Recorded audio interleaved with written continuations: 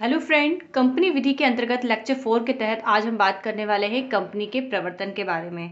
तो एक्चुअल में हमने इसके प्रीवियस वीडियो में देखा है कि कंपनी की परिभाषा क्या है, कंपनी की विशेषता क्या है और कंपनी के प्रकार हमने देखे। अब कंपनी का निर्माण, प्रवर्तन और निगमन कैसे होता है, ये मुख्य रूप से टॉपिक हमको देखना है, लेकिन इसको भी हम 3 पार्ट्स में देखेंगे। तो आइए इसके तहत हम आज कंपनी के प्रवर्तन की बात करते हैं। तो क्या कुछ रूपरेखा हमारी होने वाली है और आज के लेक्चर में हमें क्या बिंदुओं को देखना है और याद करना है, वो हम देख लेते हैं एक झलक। तो हम यहाँ पर देखेंगे कंपनी का प्रवर्तन क्या होता है और जो प्रवर्तन करता है उसको प्रवर्तक कहते हैं। तो उसकी डेफिनेशन हम देखेंगे, उसके कार्य देखेंगे, प्रवर्तक के वैधानिक स्थिति, सुविधाओं के लिए दायित्व, अधिकार की हम यहाँ पर बात करेंगे। तो इतने बिंदुओं में हमारा ये टॉपिक खत्म हो जाएगा। तो चलिए शुरू करते हैं कंपनी के प्रवर्तन से। किसी भी व्यापार या उद्योग में लाभ का अनुमान लगाकर उसके लिए आवश्यक साधनों को जुटाकर जो विधि कार्रवाई प्रारंभ की जाती है उसको कहते हैं कंपनी का प्रवर्तन करना। जस्टिन बर्गर इसे कहते हैं कि व्यापार संबंधी सुअवसर की खोज करना और उसके लिए पूंजी, संपत्तियों, प्रबंध कार्य के संगठन की जो क्रिया है उसको प्रारंभ करना या उसको जो है प्लान करना, वो कहलाता है कंपनी का प्रवर्तन। और जो व्यक्ति इसको करता है वो कहलाता है प्रवर्तक। प्रवर्तक या तो एक व्यक्ति हो सकता है या एक से अधिक व्यक्ति हो सकते हैं, यहाँ तक कि कोई फर्म, व्यावसायिक संघ, संगठन या कोई अन्य कंपनी भी हो सकती है। तो प्रवर्तक की डेफिनेशन हम यहाँ पर मुख्य रूप से समझेंगे कंपनी अधिनियम 2013 की धारा 269 के तहत न्यायमूर्ति कॉकबर्न, फ्रांसिस पामर और लॉर्ड बावेन के अनुसार। चलिए हम कंपनी अधिनियम की धारा 269 के तहत देखते हैं प्रवर्तक यानी कि प्रमोटर की डेफिनेशन क्या है। तो इसके अनुसार कहा गया है कि अब हम इसका आगे बढ़ने से पहले आपको बता देंगे सीमा नियम, अंतर नियमों, विवरण पत्रिका कंपनी के महत्वपूर्ण दस्तावेज होते हैं जिसको हम इन वीडियोस के बाद पढ़ेंगे। तो अभी आप इसका यहाँ पर नाम याद रखिए। तो विवरण पत्रिका में जिसका भी नाम प्रवर्तक के रूप में दर्ज होता है वो प्रवर्तक होता है, या धारा इसी कंपनी अधिनियम 2013 की धारा 92 में जिसका नाम चिन्हित होता है वो क्या होता है, कंपनी का प्रवर्तक होता है।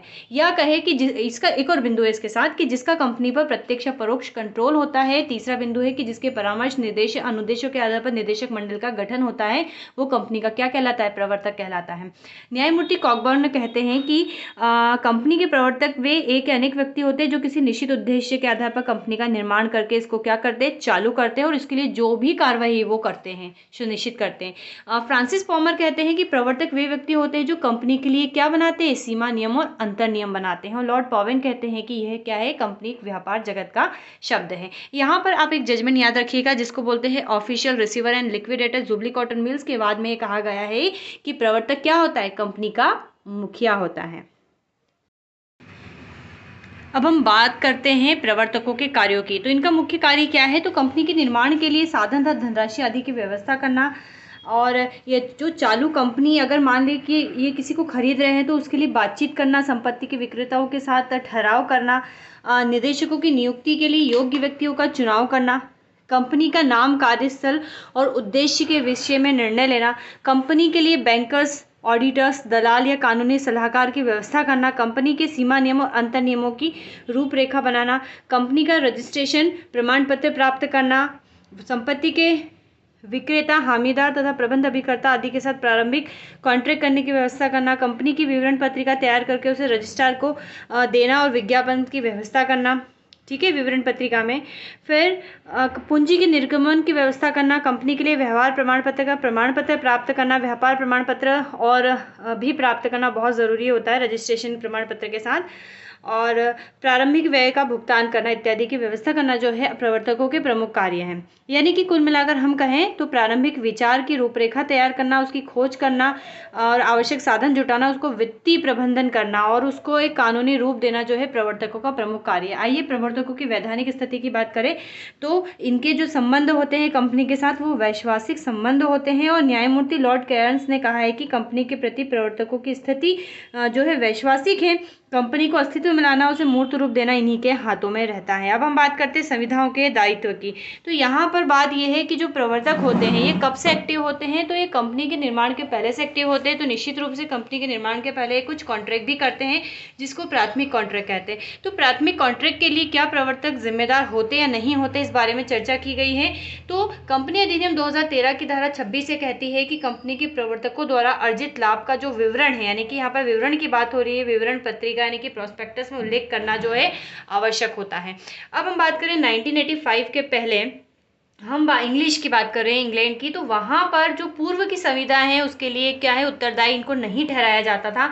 लेकिन कंपनी अधिनियम में 1985 के बाद जो इंग्लिश कंपनी अधिनियम 36(4) है उसके तहत जो है प्रवर्तकों को जो इसकी निर्माण के पूर्व के कॉन्ट्रैक्ट होते हैं उसके लिए दायित्व ठहरा सकते हैं। अब भारत की बात करें तो भारत में फिलहाल इस प्रकार के दायित्व के कोई भी विधिक प्रावधान नहीं है, लेकिन स्पेसिफिक रिलीफ एक्ट 1963 की धारा 15 उपधारा 4 के अनुसार प्रवर्तकों द्वारा की गई निर्गमन पूर्व जो संविधाएं होती है कंपनी अनुसमर्थन द्वारा क्या है उसको दायित्व ठहरा सकती है। अब आइए हम बात करते हैं प्रवर्तकों के अधिकार की। तो इसके मुख्य अधिकार होते हैं प्रारंभिक व्यय वसूल करने का अधिकार, यानी कि जो प्रारंभ कंपनी को करने में जो भी व्यय हुआ है वो करने का अधिकार, सहप्रवर्तकों से अनुपातिक राशि प्राप्त करने का अधिकार, अर्थात मान लीजिए एक से अधिक व्यक्ति जो कंपनी को स्टार्ट करते हैं और एक प्रवर्तक किसी कार्य के लिए क्षतिपूर्ति देता है तो दूसरे जो है प्रवर्तकों से वो राशि प्राप्त कर सकता है, और पारिश्रमिक पाने का अधिकार। अब आइए प्रवर्तकों की कुछ जो है दायित्व भी होते हैं जिसके बारे में हम जो है बात करते हैं।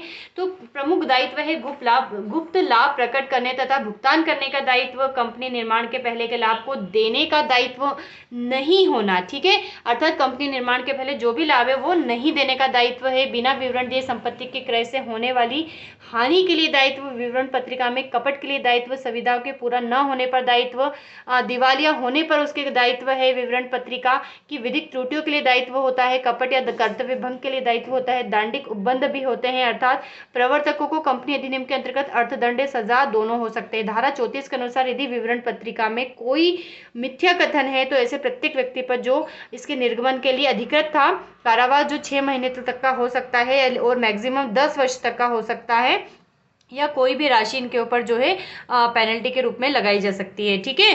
तो इस प्रकार इनके ऊपर दंडिक कार्रवाई भी की जा सकती है। परिसमापक की रिपोर्ट के कारण प्रवर्तक का दायित्व, कंपनी के परिसमान पर दायित्व, परिसमापन यानी कि वाइंड अप, जब कंपनी खत्म होती है तब इनके दायित्व, किसी प्रवर्तक की मृत्यु हो जाने पर उसकी दशा में उसके द्वारा लिए गए धन की वसूली उसके वारिसों को मिलने वाली उसकी संपत्ति से करने का अधिकार कंपनी को होता है, अर्थात अगर इसके ऊपर किसी प्रकार का पैसा है उसकी डेथ हो जाती है तो उसकी संपत्ति से वसूल की जा सकती है। तो ये मुख्य रूप से कंपनी के जो है दायित्व की बात थी। प्रवर्तकों का दायित्व कब से प्रारंभ होता है ये भी क्वेश्चन होता है। तो प्रवर्तक अपने कार्यों के लिए कंपनी के प्रति उसी समय से दायित्वाधीन हो जाता है जिस समय से वे प्रवर्तक के रूप में कार्य प्रारंभ करते हैं। तो यहाँ पर आज हमने कंपनी के प्रवर्तन की बात करी लेक्चर 4 में। तो यहाँ पर ये इसका लाइट व्यू आपको याद रहना है कि हमने यहाँ पर इसका इंट्रोडक्शन दिया था, प्रवर्तक की परिभाषा दी है, इसके कार्य, वैधानिक स्थिति, संविदा का दायित्व, अधिकार और प्रवर्तकों का दायित्व। तो इतने में ये क्वेश्चन खत्म हो रहा है। अब नेक्स्ट लेक्चर में हम यहाँ पर लेकर आएंगे प्रवर्तक जो कंपनी का रजिस्ट्रेशन है प्रवर्तन, उसके बारे में हम यहाँ पर जो है चर्चा करेंगे। तो आज के वीडियो में इतना ही। वीडियो एग्जाम स्पेसिफिक है, कम समय के में बनाया है और आई थिंक आपको अगर इतने कीवर्ड्स याद है तो आपकी ऐसे राइटिंग बहुत बेहतर होगी। Thanks for watching.